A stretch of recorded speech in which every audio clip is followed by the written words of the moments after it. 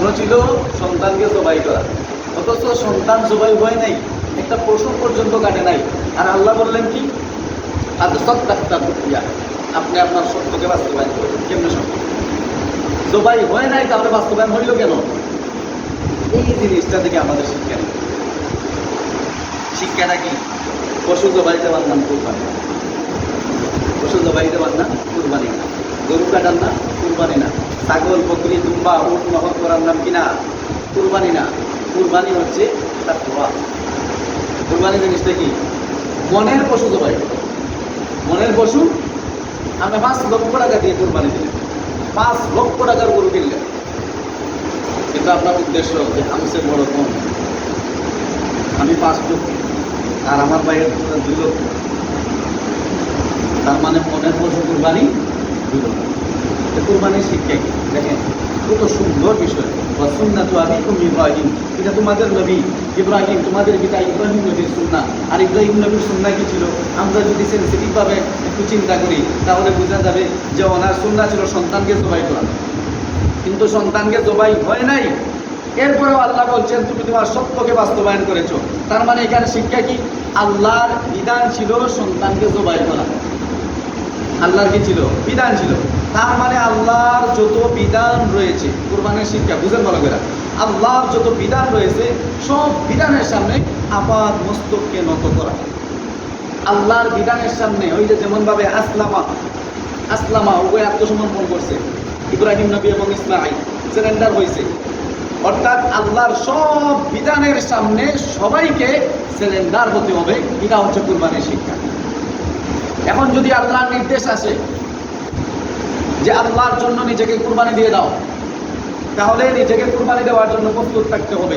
যদি আল্লাহর নির্দেশ আসে যে সন্তানকে তুমি এতিম করে দাও, তাহলে সন্তানকে এতিম করে দিতে হবে। যদি আল্লাহর নির্দেশ আসে স্ত্রীকে বিধবা করে দাও, তাহলে স্ত্রীকে বিধবা করার জন্য প্রস্তুত থাকতে হবে। যদি আল্লাহর বিধান আসে তোমার পরিবার ছেড়ে দাও, দেশ ছেড়ে দাও ইসলামের জন্য, তাহলে পরিবার ছেড়ে দিতে হবে, দেশ ছেড়ে দিতে হবে।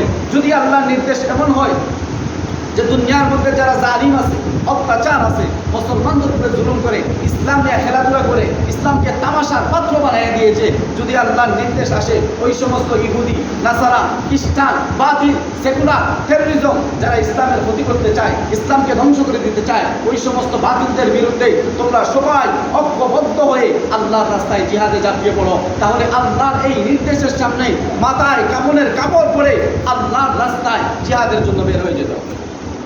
এটা হচ্ছে কুরবানির শিক্ষা। তার মানে আল্লাহর যত বিধান আছে সব বিধানের সামনে মাথা নত করতে হবে। এবার বলেন, নামাজ পড়া আল্লাহর বিধান কি বিধান না? বলা গেল নামাজ পড়া আল্লাহর বিধান কি বিধান না? নামাজ পড়তে হবে আল্লাহর নির্দেশ কি নির্দেশ না? এই নির্দেশের সামনে নিজেকে কি করতে হবে? স্যালেন্ডার করতে হবে। এটাই হচ্ছে কুরবানির শিক্ষা। আল্লাহর যত বিধান, রোজা রাখা আল্লাহর বিধান কি বিধান না? হজ করা আল্লাহর বিধান কি বিধান? আর কথা আল্লাহর বিধান কি বিধান না? যাকাত দেওয়া আল্লাহর বিধান কি বিধান না? এইভাবে যতটা বিধান আল্লাহর আছে সব বিধানের সামনে সারেন্ডার করার নামই হচ্ছে কুরবানির শিক্ষা। এখন আপনি কুরবানি দিলেন, কুরবানির দিন, কুরবানির ঈদের নামাজ নাই, ফজরের নামাজ নাই, পুরা দিনকে দিন নামাজ নাই, অথচ আপনি কি দিলেন? কুরবানি দিলেন। কুরবানির গরু জবাই কইরা সারাদিন আপনি গরুর পিছনে সময় কাটাকা দিলেন, জোহরের নামাজ হয়েছে, নামাজের কোনো খবর নাই। তার মানে কি আপনার আল্লাহ নির্দেশের সামনে আপনি মাথা নত করলেন? আপনি সারেন্ডার করলেন না। তার মানে আপনি কুরবানি আল্লাহর জন্য দেন নাই, আপনি দিয়েছেন গোশত খাওয়ার জন্য, আল্লাহর জন্য দেন। যদি আল্লাহর জন্য কুরবানি হতো তাহলে কুরবানি থেকে আপনি শিক্ষা নিতেন, আর আজান হওয়ার সাথে সাথে দৌড়াইয়া মসজিদে যেতেন। কথা ঠিক না বেঠিক? কিন্তু আজান হয়, আমরা গোশত কাটাকাটির মধ্যে ব্যস্ত, অনেকের সন্ধ্যা হয়ে যায়, দুপুর বাড়িতে নামাজ পড়ে, ফজরের নামাজ না। তাহলে শিক্ষাটা কি? গরুর হাটে গিয়ে দেখুন, গরু কিনবার গেছে কুরবানির জন্য, কিসের জন্য? আর কথা বলতে কিসের জন্য? কুরবানির জন্য।